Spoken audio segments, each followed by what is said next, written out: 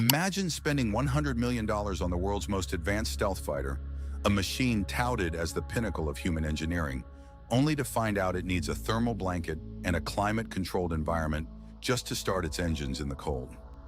Canada's Arctic is not just a place, it is a brutal, unforgiving character that dominates our national identity.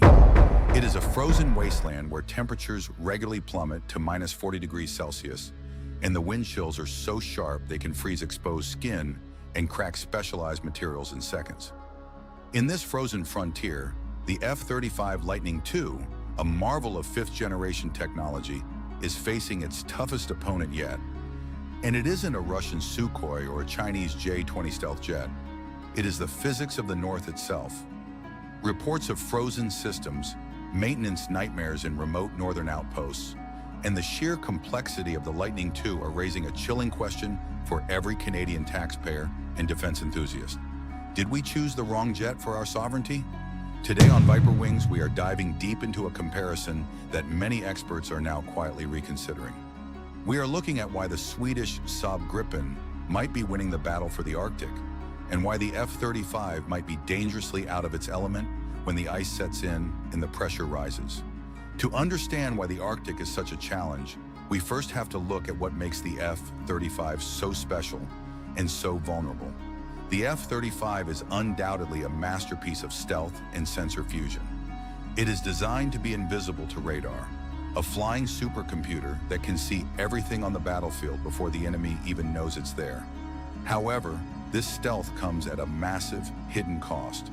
The delicate radar-absorbent material, known as RAM, that coats the F-35 is notoriously sensitive to extreme environment shifts. In the high north, where a jet might go from a heated hangar to the biting minus 40-degree air of a runway in a matter of minutes, this coating faces immense thermal stress. Over time, this can lead to cracking or peeling of the stealth skin, which compromises the very feature that makes the jet so expensive in the first place. Furthermore, the F-35's advanced thermal management system is a double-edged sword. While it is designed to keep its incredibly powerful internal computers cool during high-speed flight, in the Arctic, the struggle is often the opposite. Just keeping the fuel, the hydraulics, and the batteries warm enough to function. If a jet cannot launch within minutes of an alert because its software systems are literally too cold to boot up or its sensors are frosted over, then its multi-million-dollar stealth becomes a liability, not an asset. Now let us turn our gaze across the Atlantic to Sweden.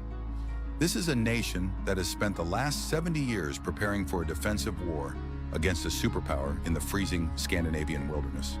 The Saab Gripen was born in the cold, raised in the snow, and designed for a reality that the F-35's designers in sunny Fort Worth, Texas, may never fully grasp. The Gripen wasn't designed for pristine, 2-mile-long climate-controlled runways. It was designed to be tucked away in forest clearings and launched from frozen public highways. The engineering philosophy behind the Gripen is radically different from its American counterpart. It features an onboard auxiliary power unit, or APU, that is specifically engineered to start in extreme sub-zero temperatures without the need for bulky external heating cards or specialized ground support equipment. This means that in a remote Arctic station like Alert or Inuvik, where logistics are a nightmare and heavy equipment is scarce, the Gripen can be ready to fly while the F-35 is still waiting for its support crew to thaw out its sensitive components. But the Arctic battle is about more than just starting an engine on a cold morning. It is about endurance, logistics, and what military experts call availability. The F-35 is a logistics-heavy platform.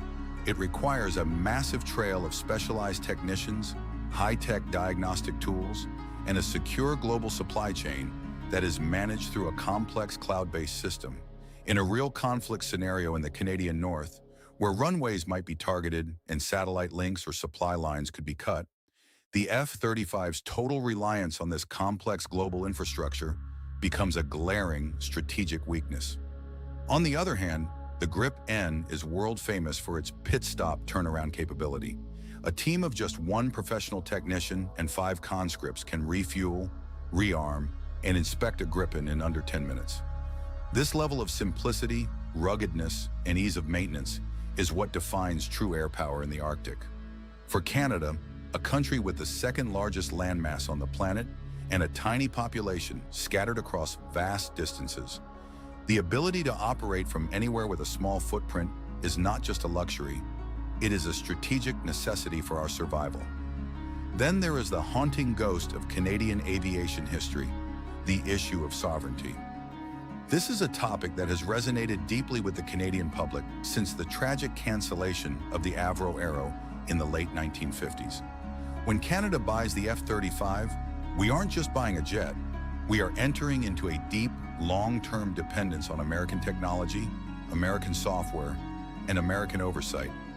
Because of the highly classified and proprietary nature of the F-35's code and stealth systems, Canada often cannot perform major repairs or even minor modifications without direct involvement from the United States. We are, in many ways, leasing our own defense. This is where the Saab Gripen offered a very different and perhaps more Canadian path. The Swedish jet is built with an open architecture software system and is largely ITAR-free, pronounced ITAR. This would have given Canada the sovereign keys to the aircraft, allowing our own engineers to modify the software and integrate our own weapon systems independently. In an era where global politics are shifting rapidly and Arctic borders are being contested by Russia and China, the ability to maintain our own fleet independently is perhaps the ultimate form of national defense. Critics of the Gripen will always point out that it lacks the all-aspect stealth of the F-35. In a high-intensity conflict against a peer adversary, that stealth is undeniably a game-changer. But we must ask ourselves a very serious question. What is the primary mission of the Royal Canadian Air Force in the Arctic? Is it to invade a foreign country's protected airspace? Or is it to patrol, intercept, and protect our own territory? For sovereignty patrols, intercepting long-range bombers approaching our borders, the Gripen's high availability, lower operating cost, and superior cold weather performance make a very compelling argument. Every hour an F-35 spends in a specialized hangar being pampered by technicians is an hour it isn't patrolling over the North Pole. A jet that is too sophisticated to fly in a storm is a jet that doesn't help you when the storm arrives. As we look toward the 2030s and 2040s, the Arctic is no longer just a remote ice cap. It is becoming the new front line of global geopolitical competition. The melting ice caps are opening new shipping lanes and revealing massive untapped reserves of oil, gas, and rare earth minerals. Russia has already moved to reactivate dozens of Soviet-era Arctic bases, lengthening runways and deploying specialized Arctic versions of their surface-to-air missiles. They are flying regular patrols with nuclear-capable bombers, testing our response times. At the same time, China is declaring itself a near-Arctic state, despite being thousands of miles away. In this high-stakes environment, Canada cannot afford a fair-weather fighter jet. We need a platform that is as tough and resilient as the landscape it is sworn to protect.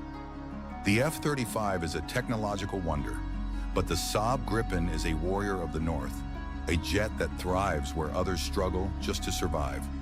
Is it possible that in our quest for the most advanced technology, we overlook the most practical and reliable solution? The choice has been made, the contracts are signed, and the F-35s are officially coming to Canada. But the technical challenges of the Arctic will not disappear just because a pen hit a piece of paper. As these Lightning II jets begin their service in our frozen north, the world will be watching closely to see if they can truly handle the thunder of an Arctic winter, or if the ghost of the Gripen will continue to haunt the snowy runways of our northern outposts. Thank you for joining us today on Viper Wings for this deep dive into the future of our skies. This conversation affects our national security and billions of our tax dollars, so your voice matters. We want to hear from you in the comments below. Does the F-35's incredible stealth outweigh its maintenance challenges in the extreme cold? Or should we have prioritized ruggedness, simplicity, and independence? Let us know what you think. If you enjoyed this analysis, please hit the like button and subscribe to Viper Wings for more in-depth aviation and defense content. We are standing guard over the facts. We will see you in the next mission.